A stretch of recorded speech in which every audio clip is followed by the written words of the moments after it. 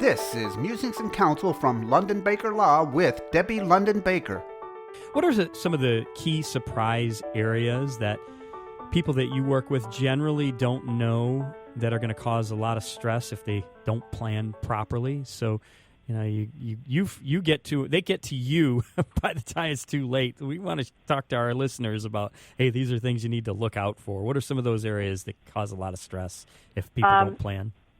Well, one is that not having that power of attorney. Right now, I spoke to somebody yesterday who doesn't have any documents in place, and she's got 4 children, and she doesn't have anybody without a power of attorney, and she still writes checks for everything. She doesn't pay anything online. So right now she has nobody who's on her bank account who could write a check, and she doesn't have a power of attorney to authorize somebody to write checks for her if she becomes incapacitated. That's something people don't anticipate. Like the client I have who doesn't want to sign up a power of attorney. Well, I would venture to guess he does not pay things online.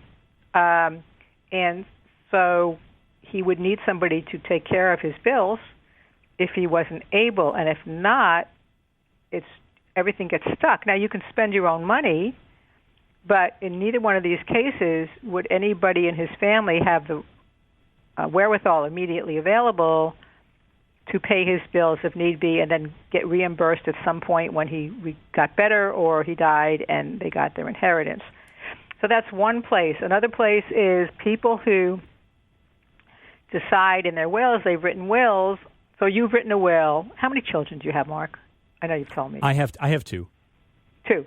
So you and your wife have done wills, and you've written in your will that your children split everything 50-50. Which, the house, whatever it is. But well, I got to stop you because the youngest has already claimed the Studebaker, so I think it'll end up being 60-40. Okay, whatever. Okay, that's fine. That's fine. Okay. But the point is that what people do is they say, my residence goes to my children, da-da-da-da, but the challenge is if you do that, you will put your family in a probate situation because somebody's going to have to get the right to sell the home. Right.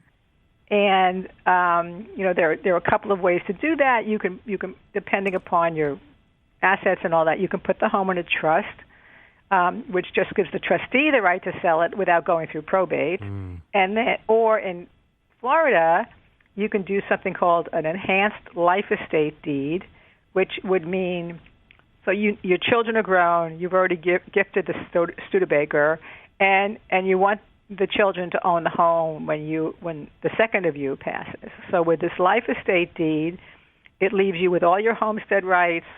You can do anything you want with that home. Sell it, rent it, tear it down, whatever you want, as long as one of you is living. And then upon the second death, your children would own the home 50-50 or rights of survivorship, but they would own the home without probate. So the Lady Bird deed is like several $100s, and probate is like a minimum of $2,000. At least, for most people. So, sure. But people don't think about it. Just emotionally, it makes sense. You make your children your life insurance beneficiary. You make your children the beneficiary of everything you own until you hear about a terrible situation and you go, oh my gosh, I need to call somebody and change this because I'm going to leave them in a mess. Yeah. I just had somebody text me that asked a question about this planning for, estate planning and probate and all that. And it says, what about a single parent who's divorced with kids? Do they need to involve the ex in their planning? I guess. No. Generally speaking, until a marriage is dissolved, family law doesn't recommend a lot of changes. Okay. I don't think you can change beneficiaries on a life insurance policy or anything. But if the marriage has been dissolved, there's no reason to involve the ex. The ex, by law, if something happened to the one person, would be the natural guardian of minor children. So if something happened, that the children would naturally go to that other parent. But I recommend when that's the case that you appoint a backup guardian for your children, just in case.